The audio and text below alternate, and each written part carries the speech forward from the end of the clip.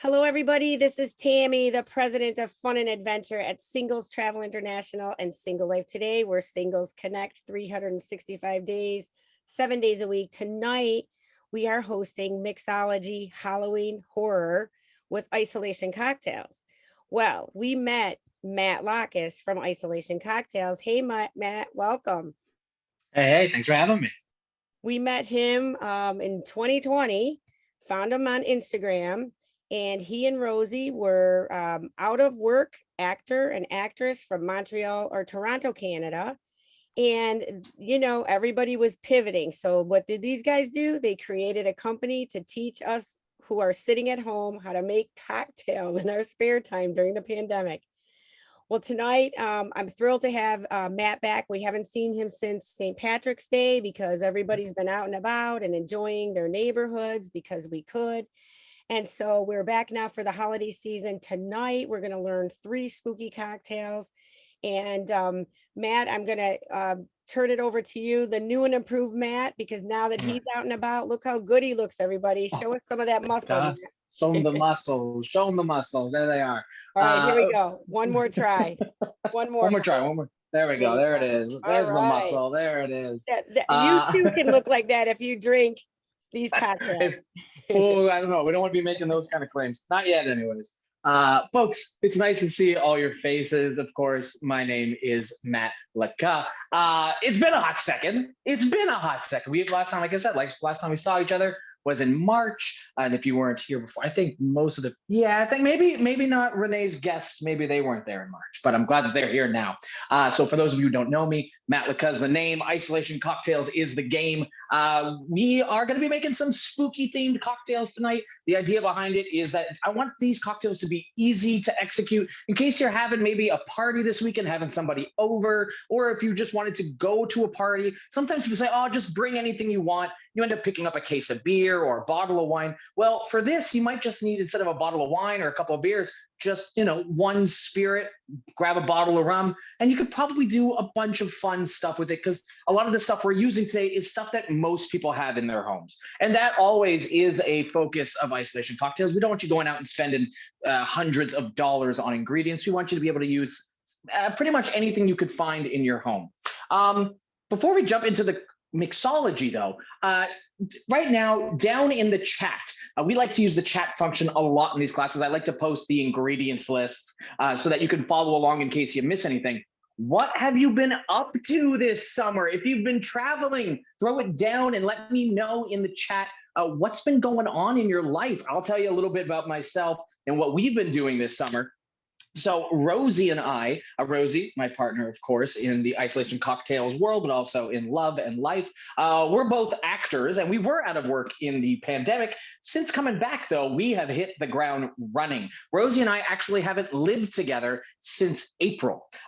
We are both kind of passing ships in the night on contracts. So Rosie started in Montreal, then went to Newfoundland, then Nova Scotia. Now she's back in Montreal. And I did something similar where I was here in Toronto, then went to Nova Scotia, then went to Cape Breton, and now have finally come back to Toronto. And Rosie and I will finally be together at the end of the month. And I think we decided we were going to take a trip out to Cancun. So if you got any suggestions about things to do in Cancun, feel free to throw it down in the chat, or we can talk after while we have these drinks. But please let us know down in the chat what you've been up to, especially if it's been through Single Life's Today or Single Life's Travel.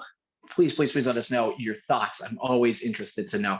Mark, 2 cruises and work. I mean, work's a constant. I have 2 bartending jobs now. I work at 2 fantastic bars. One is in the Scotiabank Arena where the Maple Leafs and the Raptors play. I actually got to serve last night a gentleman you may know as one of the legends of wrestling, Ric Flair. So Nature Boy, Ric Flair, I got to hang out with him last night. And I also work at a fun space-themed bar, which we can get into later. But anyways, that being said, we're here for Mixology, not to hash out how many jobs Matt has. So let's get right into it, folks. Of course, the ingredients list was sent to you. So hopefully you have that on hand. We always want to have our ingredients on the ready, on the standby, just so that, of course, you want to be like a bartender, you want to be able to reach out, you want to be able to grab everything. So have everything kind of ready to go, glassware, things like that.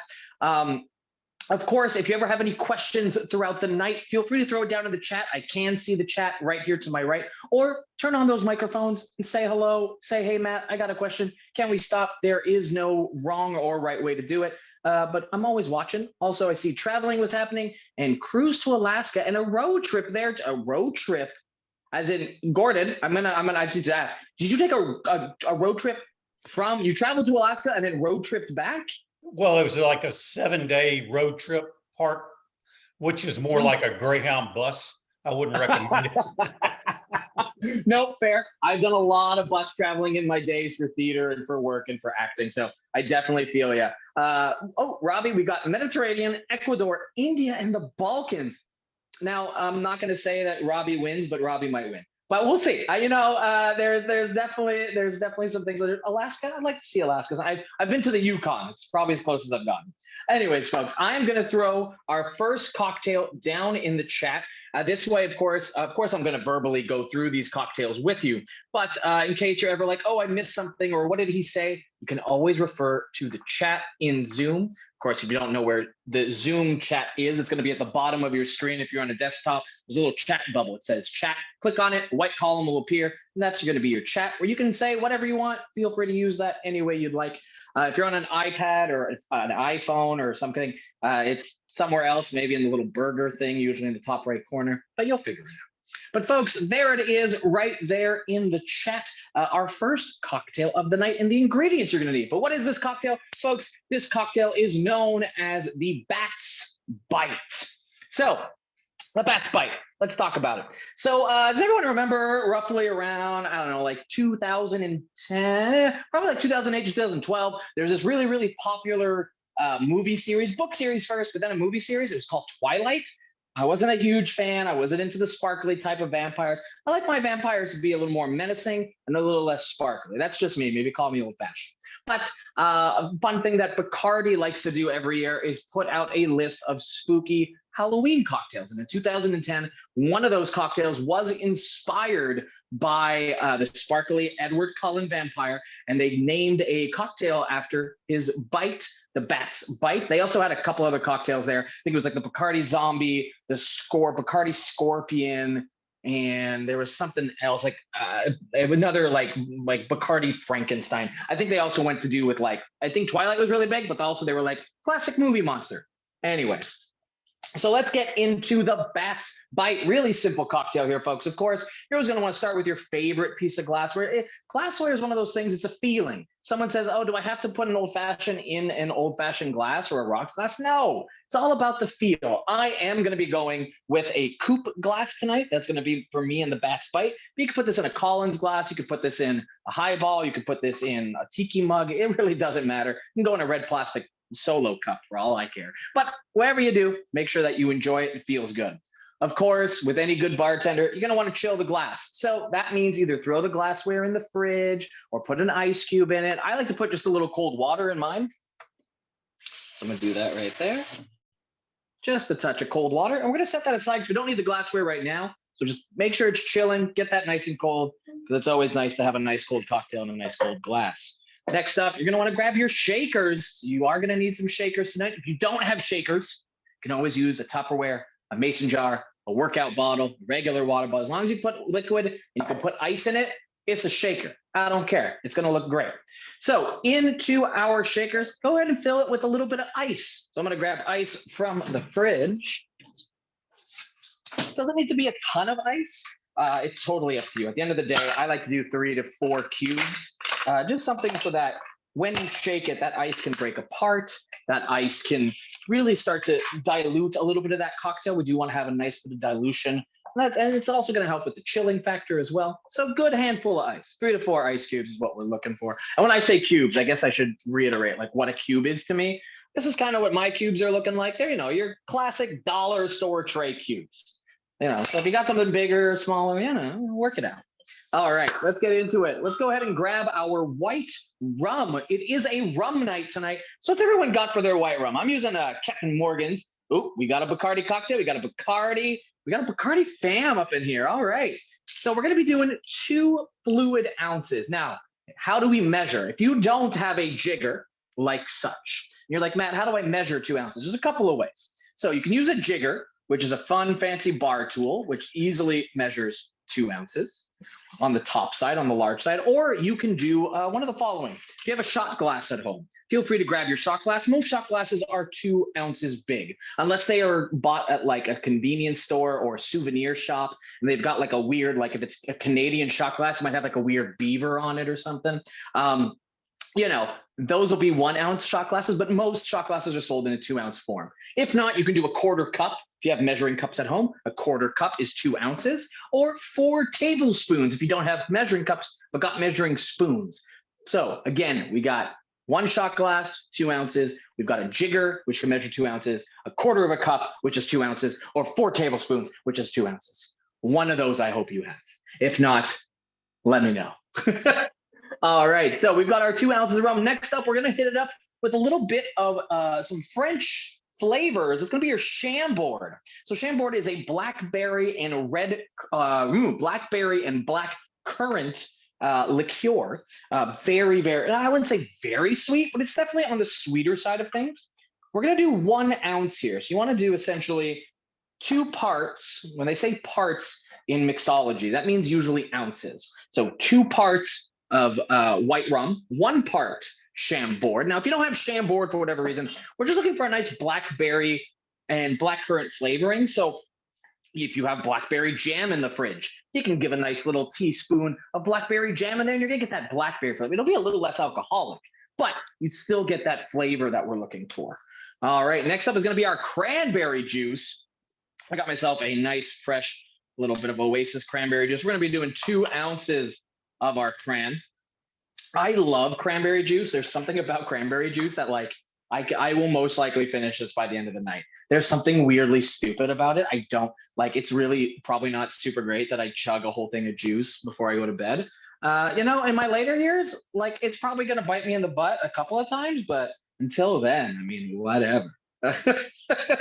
All right, next up, continuing with our juice, we can go ahead and do some lime juice. Now, if you squeeze some limes, you got fresh lime juice, awesome. Fresh is always best, but you don't need fresh. A lot of certain bars won't even use fresh lime juice. So I'm using some real lime here, which is just, you know, it's lime from Gone Straight. It's all good. We're doing 1/2 ounce here of our lime juice. Now, if you are squeezing a lime, it's going to be about half a lime, because a full lime gives you 1 ounce worth of lime juice. So half a lime squeeze if you are squeezing.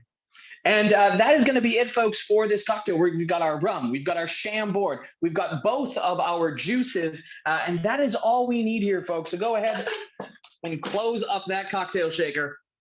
And when you're ready, I like to say there's no wrong way to shake a cocktail here, folks. As long as you're shaking it vigorous for about, I don't know, 20, 30 seconds, somewhere in that area. You want that cocktail shaker to be nice and cold by the end. That is the goal here. So whenever you're ready, give it a shot.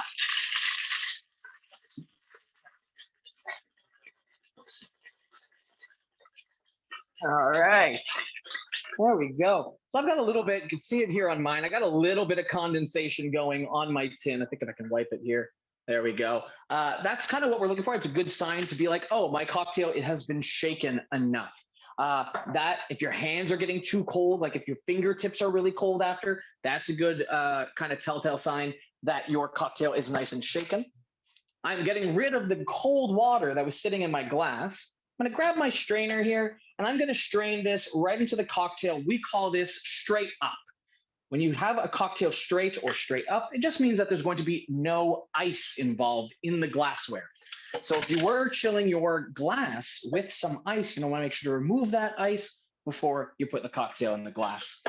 All right, and then finally for a garnish, it's totally up to you here. Garnishes are kind of frilly-nilly in the world of cocktails. They are used for 2 purposes. One is to tell you what's in the cocktail. Sometimes you'll see, I don't know, like on a mojito, usually there's a huge bunch of mint on top. Even though it's all throughout the glass, it's like, hey, there's mint in here if you didn't already know. So for this one, a blackberry is a great bit of garnish. You can do that in tons of different ways. Cut a small sliver into it. You can put it on the side of the glass. You can drop it right in for a treat for later. Totally up to you. I do like a good aromatic though. That is the second part of garnishes in the world of cocktails, is your nose gets involved because your mouth's connected to your nose. So to have a nice bit of aromatic is really nice so that when I'm going to put my face into my cocktail, I get a whiff of something else. So I'm going to go ahead and put a little bit of mint right in there. I don't have blackberries today, so I won't be doing that, but I got the mint. So I'm hoping that's going to be working out just great. But there you have it, folks. Super simple, a couple of juices, a liqueur, and an alcohol, and we're good to go. Yes, I see some folks down at Renee's place smacking that mint. That's a great thing to do with your aromatics. You're opening up the pores of that herb, and it's going to become more fragrant. So give it a good slap before you throw it in there. But folks, once you have your cocktail, feel free to bring it up to the camera, and we'll do a cheers together to the best bite. All right, folks. Cheers.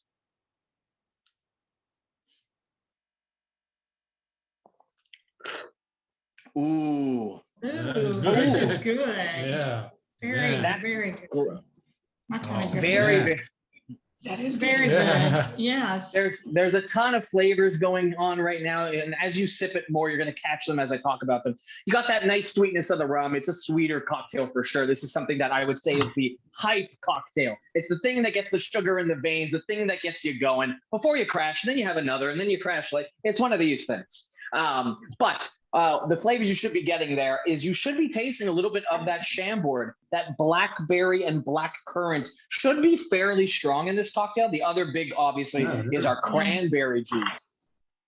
The cranberry juice is going to be another big taster here. But if you'll notice, we actually don't have any added sugar into this cocktail. We're not using a honey syrup or a simple syrup or a demerara syrup because the sweetness is coming from that Chambord. It's an actually fairly balanced cocktail. Yes, it's a little on the sweeter side, but if you're like, hey, man, it's a little too sweet for me, go ahead and throw a little bit more lime juice in or pull back on that Chambord, and you'll probably get a mix that you really enjoy. Folks down at the Renee household, how we feel? I heard you say yum, but like we're having a couple more sips. What do we think? It's a winner. Yeah, Delicious. Yeah, we Oh, like yeah, it. we love it. Yes, Oh, we we yeah. like it. That's funny. Good stuff. All three thumbs Good up stuff. from us. Yeah. Love to hear it. I see, Gordon, I don't think we have maybe met too many times, but I'm happy that you're here.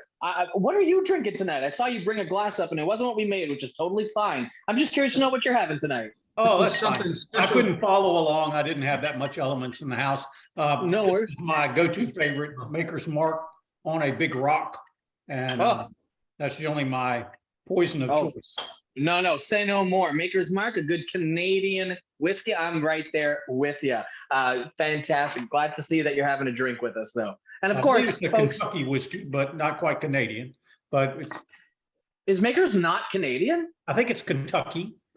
But Oh, is it a? It is a bourbon. You are right. Yeah, it's a Excuse bourbon. me. You are It's all right. right. You are right. It's been a hot second since I've had Makers in the house. It's but fair enough. Thank you for put it back thank on you the for list. reminding- You'll be glad you did. Oh, I know I will. All right. All right, folks. So while you enjoy that cocktail, while you're enjoying that one, make sure, of course, to rinse out those cocktail shakers. It's always important. We don't want any of our last cocktail in our next cocktail. So make sure to give that a good rinse. Just go. You don't have to, doesn't have to be long. Just a quick switch of some water. You can check it out, and you'll be good to go. All righty, folks. We've got one cocktail down. We've got two more to go. But I do want to just before we jump in, Janetta, how you doing, love? You having a good time? Yes, I am. Fantastic. What I know you're not a drinker, but what are you? Do you got a beverage on hand? You got something that you're having tonight? Well, I'm still drinking the Kool-Aid. Do we have? I don't think I ever asked. Maybe I feel like you've said it in the past. But do you have a favorite flavor? Is there like a flavor of Kool-Aid that's like specific to you? Orange. All right, it's good. It's just good to know for the time that we meet that I'm gonna make sure that I have a packet of orange Kool-Aid on the ready to make it on the fly. It's good to know. Thank you, Matt. Okay. No, of course. All right, folks, I'm going to get our second cocktail into the chat. Of course, continue to enjoy the one that you have in front of you. And if you feel like, hey, Matt, like this, we're moving fast. How am I supposed to enjoy the cocktail that you asked me to make? Look, we got an hour. Okay, we got to get these in here. But if you're like, whoa, this is too quick, feel free to throw them in the fridge. They'll be fine for the next 25, 30 minutes. They're not going to die on you. They're going to taste exactly the same. So if you're like, ooh, that's like yours, Mark, did you like yours? Mark? got a question from Robbie. I mean, No, I gotta I was hear the just answer. asking Yeah, Mark I if he need, liked sorry, it. I needed to unmute. Yes, I did. But Good. it went into the refrigerator to save for later. I love it. So folks, I've put down into the chat the next cocktail for the night. I'm actually going to make a glassware change up because I got the wrong Coupe glass. Got myself a Nick and Nora when I really wanted a Coupe. All right, there it is. So our next cocktail, it might seem a little familiar because it's based off of a classic cocktail, just like a lot of craft cocktails on the market are. This cocktail, folks, is known as the Dashing Daiquiri. So the Daiquiri, most people know, most people have had it. But just in case you were like, hey, what's the Daiquiri all about? The Daiquiri is one of these 6 basic cocktails that all of mixology is based around. It's crazy to think there are only about 5 other cocktails, and those are things like the old fashioned, the Negroni, the Manhattan, the Margarita, the Daiquiri, and I'm missing one off the top of my head, but I will think of it before the end of the night, are kind of what everything is kind of derived from in one way or another. You can really kind of funnel it back down to those. But the Daiquiri was theoretically, there's when you go into old cocktails, history of old cocktails gets a little wishy-washy. But it is said that this cocktail was created and named for an iron mine off a beach in Santiago de Cuba. And it said that there was an American that invented this drink. Now, I don't know if I believe an American invented the Daiquiri, but theoretically, there was a gentleman named Jennings Cox who was was in the military during the American-Spanish War during 1898 or 1898.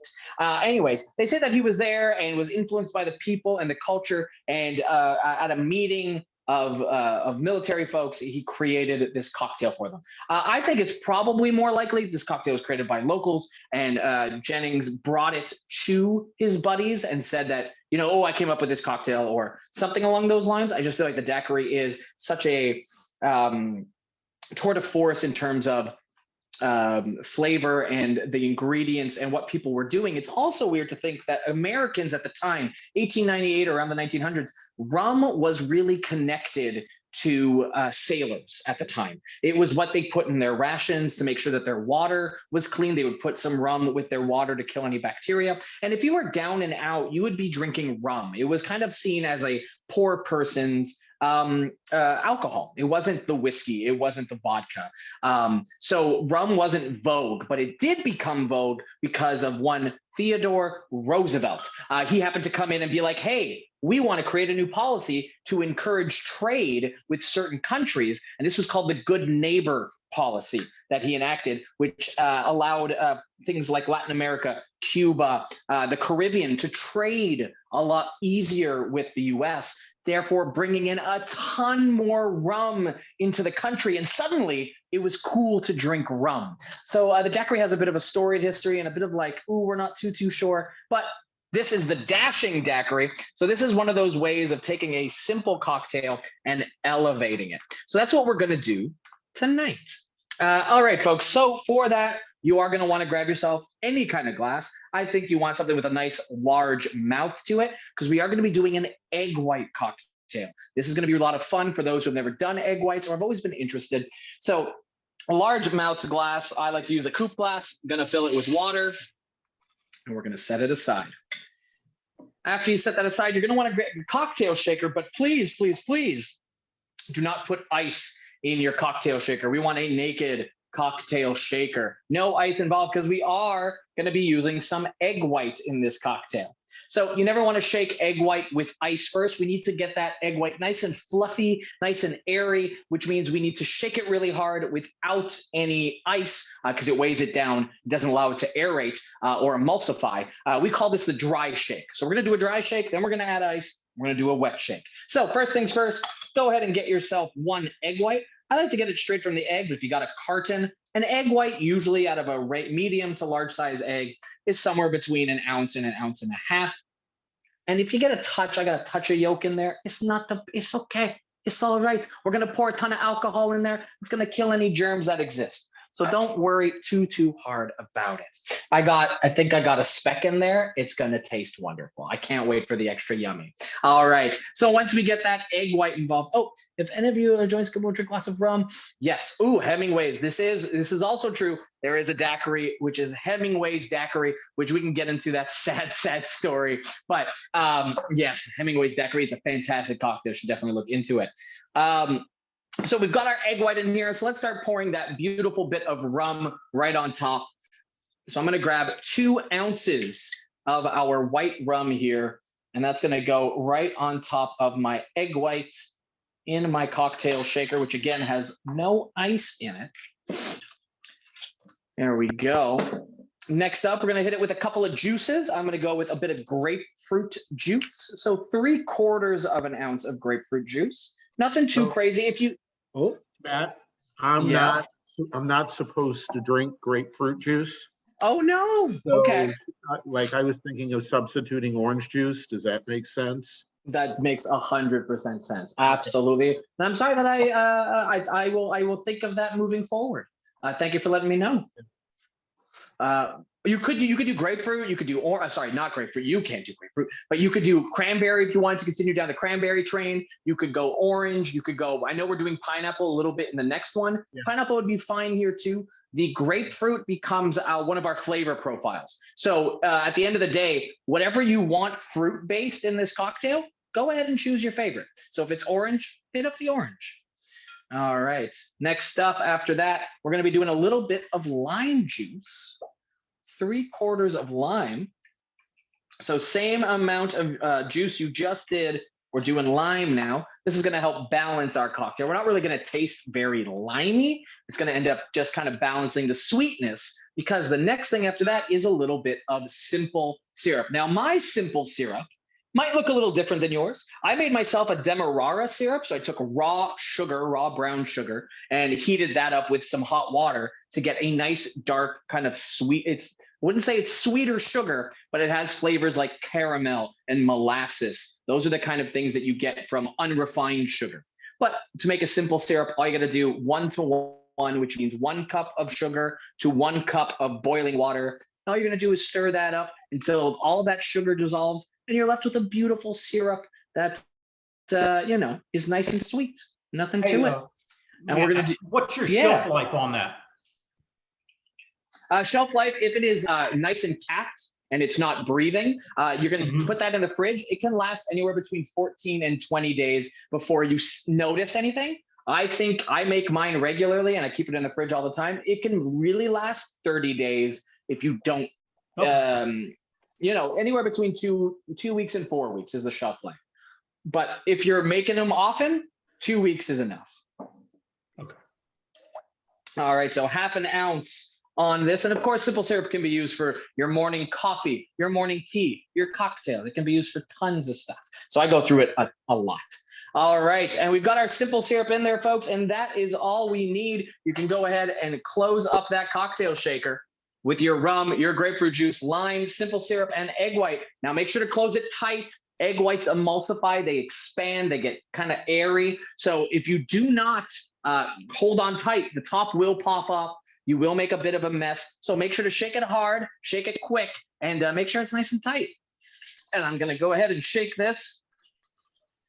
And so there used to be, back in the day when things like gin fizzes in New Orleans were really like the thing to drink, they would have bartenders just standing there. They wouldn't make any drinks. Their job was to do this, to shake egg whites. And it's an arm workout for sure. But that should be good. If you look into your cocktail shaker, you should start to see some foaming action happen. If not, continue to give it a little shake. But I'm going to go ahead now and add my ice cubes into this so we can get a nice cold cocktail. I'm going to grab some ice here. Toss a couple of cubes, 2 or 3, because now we're going for chill action. I'm going to close that up. We'll get another one in here. A nice wet shake. Get this going. There it is. All right, I'm gonna get rid of that water that was sitting in my cocktail glass. And the reason why I don't use my cobbler shaker very often. So I have a hard time opening it when it gets cold, but we'll do a strain this way. And so this should start coming out. If you're using grapefruit juice, you're going to get a pale pink color. What we're hoping to do is get a nice bit of white foam on top. And it looks like, even though I'm using a cobbler shaker, which again, a lot of bartenders have a hard time with, because when it gets cold, the seal really tightens up on you. I don't want to make too much noise trying to open it, so we're going to keep it like that. But it ended up working out fine. Got myself a nice white header, nice top there. And I'll show you here as mine starts to settle. You'll see there's a nice separation. I'll see if I can get it with the light. Yeah, you can kind of see that separation. It's a lot better in person, but it's right there. There you go. Mark's got one.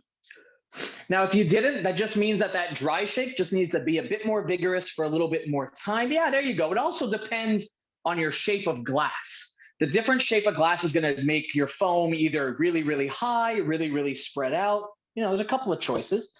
For decoration, for garnish, I like to take my Angostura bitters, and I have it in a small dasher. So I just kind of put a couple of spots on the white foam, just kind of all the way around. You can do designs if you like. And then I like to take a cocktail pick, which I will just grab from the sidebar here. And I just pass my cocktail pick through the dots, and they make little hearts. I'll see. I don't know. I wish I could tilt the. Wish I could tilt this down. I don't know if I can here, but You can see it. You guys can see it, right? Hold it up. Yeah, right there, Matt. Kind of, sort of. But that's the idea behind it. This way, on that foam, you get a little bit of spectacle. But at the same time, the Angostura bitters, which are mostly star anise, licorice, are going to give you a bit of that nose kind of smell. Another aromatic. Aromatic's really important in cocktails. But there you have it, folks. This is your dashing daiquiri. All right. Cheers, folks. Cheers. Excellent.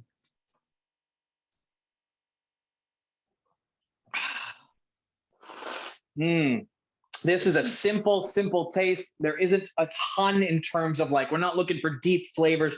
We got a nice mouthfeel with that foam. It's going to lather that tongue. It's going to be really light, really airy.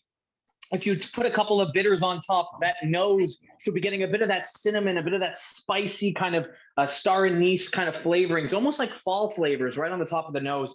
And then, of course, the actual daiquiri. It's nice, simple. Got a touch of that lime, a touch of that grapefruit, if that's what you went with. If not, it's a touch of orange, a touch of pineapple, a touch of, God, you could do cherry. You could really do this to your liking. At the end of the day, that is the hope here with these cocktails, is that you can do these how you want to do them. So if you didn't like grapefruit, forget about the grapefruit. Go with something that you really, really enjoy. Or if your guest is like, hey, I can't drink grapefruit juice. Well, now you know you can switch it with any other fruit juice and you are solid. But there you have it, folks. This is the dashing version of the daiquiri. I'm gonna give it another taste. Yeah, it is so simple, so lovely. And like, these are the type of cocktails that you walk into a room, and if you have a nice egg white cocktail with a nice fun design on the top, people are not only going to enjoy it, but it's also the experience of receiving something that's been crafted well. It is a wow factor at the end of the day. I'm good without the bitters. Don't like the taste of cinnamon or licorice in my drink. That is totally fair. These bitters, in terms of bitters in general, especially Angostura, which are the most commonly used, very, very, what's not problematic, so that's not the word I'm looking for, controversial. Some people love them, some people hate them, but there are tons of different types of bitters. So I encourage you to take a look at bitters. Next time you're at the liquor store, or I think it's in the US, the Total Wines. Is that's a store? Yeah, they might sell different types of bitters. Because let me tell you, bitters, the gamut runs wild. I think I've got right on the bar, just looking over, I've got Aztec chocolate bitters, Creole bitters, Peychaud's bitters, orange bitters, Angostura bitters. I've got something called Forest Fire bitters for my s'mores cocktails that I like to make. The world of bitters is a whole other part of mixology that if you want to get into it, you definitely can. Alrighty, folks, make sure to rinse out that cocktail shaker one more time, because we got about 20 minutes left and we got one more cocktail to make. And let me tell you, folks, this is probably the spookiest cocktail. It's the scariest cocktail. That is for sure. Not only of tonight, but like the fact that this cocktail, when it came out, they had to say, no, no, no, no. You're only allowed 2 a night. You cannot have more than 2 a night. There is a limit on this cocktail when it first came out. Now, this recipe, granted, has been changed since then. It's a little reduced. Just because I didn't want anyone going out buying overproof rum and then light something on fire and then you burn yourself and you sue me. I don't want that. Okay. But hey, if you wanted to go there, you definitely could with this one. But I will rinse out my own cocktail shaker really quickly, just so that I've got the right stuff to go. And I will put our next cocktail down. Oh, thanks for the article on bitters. Yes, I appreciate that. I'm liking the web support. This is good. This is good.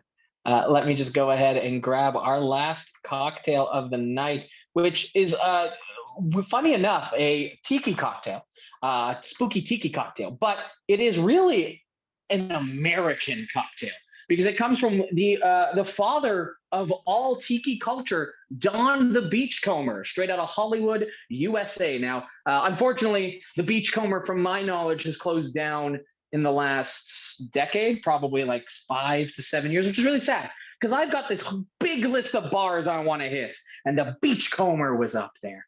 But this cocktail, folks, you may have heard of it. It is known as the zombie cocktail.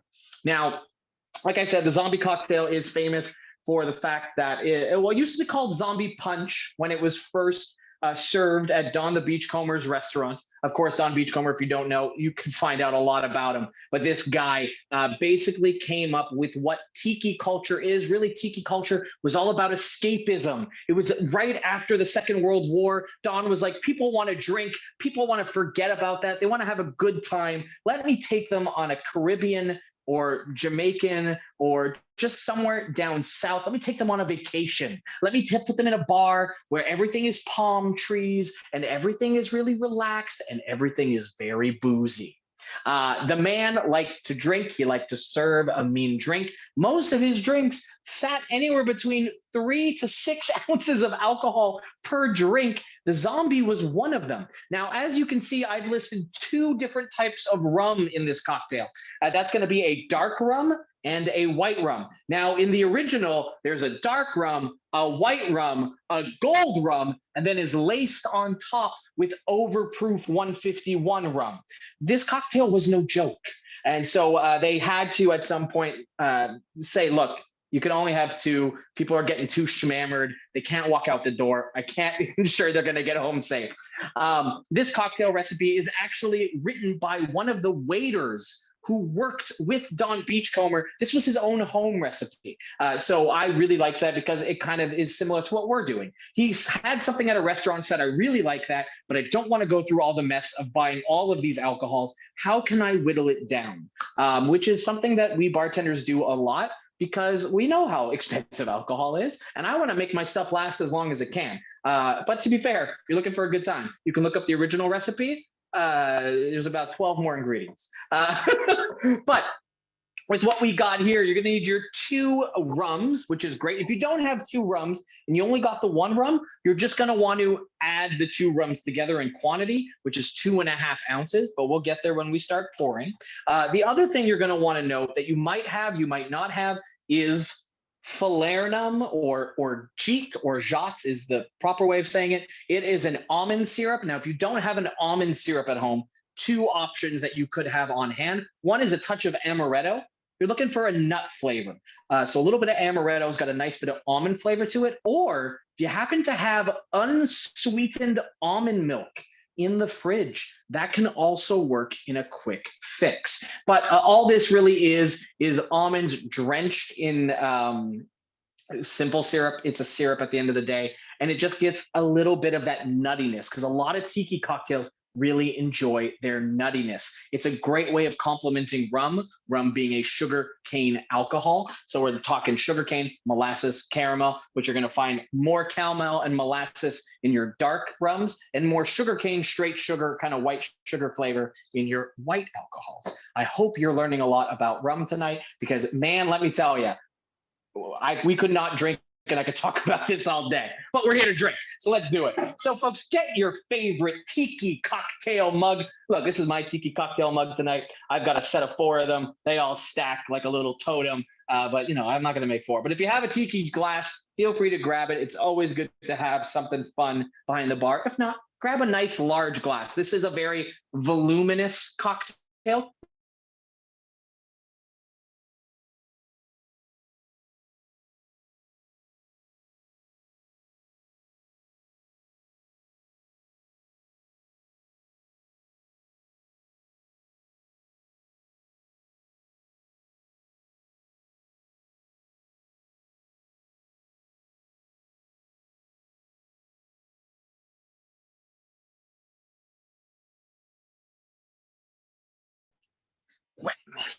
Come here. Alrighty. There we go. All right, folks, let's get our rums going. We're doing 1.5 ounces of our white rum right into our cocktail shaker filled with ice. 1.5. There we go. 1.5 ounces. After your 1.5 white rum, if you have a dark rum, feel free to grab that. And we're going to do 1 ounce of the dark rum. If you don't have a secondary rum, you will add an additional ounce of your white rum. So we're doing 1 ounce of our dark rum. Oh, the dark rum smells so. Dark rum is probably one of my favorite alcohols. I think I grew up on rum. As I grew up as a kid, that was like the thing that everyone drank. It was like rum and cokes or spiced rum and cokes. And then I just got more and more into rum, and it's absolutely delicious. All right, we've got our 2 rums in there. Next up is going to be your nutty ingredients. So I'm going to be grabbing my Falernum or my orgeat, as lots of people like to call it. And we're going to be doing I just want to make sure that I'm not crazy, half an ounce here of our syrup. Oh, that's good. That's good stuff. And of course, if someone's like, hey, I'm allergic to nuts, this might not be the cocktail for them. Just gonna put it out there. This might not be for them. Not every cocktail's for every person. Not every piece of art's for everybody. Okay, so just like don't give them the thing with the thing that's gonna kill them. Don't do that. I just want to make sure to say it because I gotta say these things. All right, we've got our nutty goodness in there. We're gonna move over to our juices. I'm going with some pineapple juice. Got myself a can of pineapple right here. I'm gonna go ahead and pop her open. All right, we're doing 1 ounce of pineapple juice. Pineapple is probably the prominent, other than rum, the prominent culprit in tiki culture. It's almost hard to find a cocktail without pineapple juice in tiki world. It's just one of those things that really brings you to the Caribbean. It really brings you to a warmer climate for whatever reason. It's just the way that lots of people feel about it. Maybe, yeah, I would say that's kind of like if I'm gonna have a nice long glass of pineapple juice, it's got to be hot. I don't think it's a cold drink. Probably not.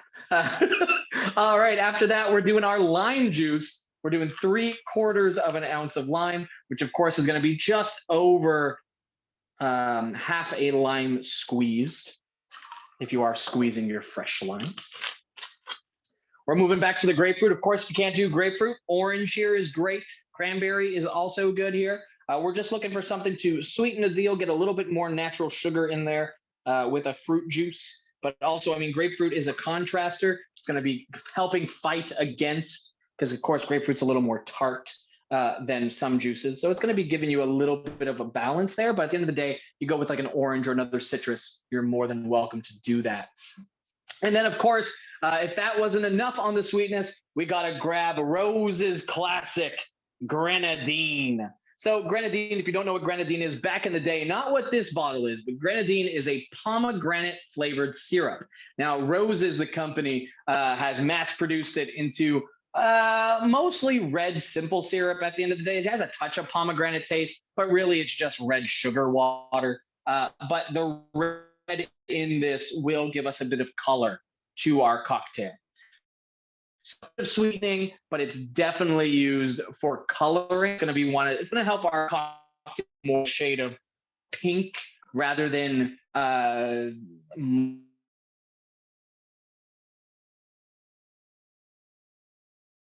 we're looking for. And we're going to go ahead and toss that into our shaker. Your white rum. You got your Falernum or your orgeat. You got your Grenadine. You got your lime juice, your grapefruit, a ton of things in here. Slap it in, put the ice in there, and just shake.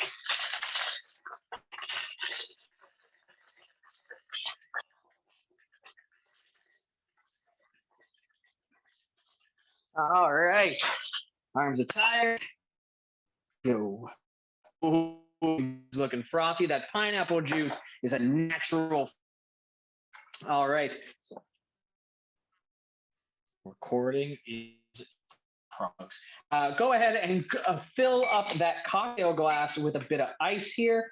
I'm going to fill mine right to the top. My tiki glass filled guy with ice. Tiki really has so much alcohol. This is a pretty cocktail because we need to dilute those. If we don't have ice drink, your drink's going to be way too strong. At the top, it's going to be strong regardless, but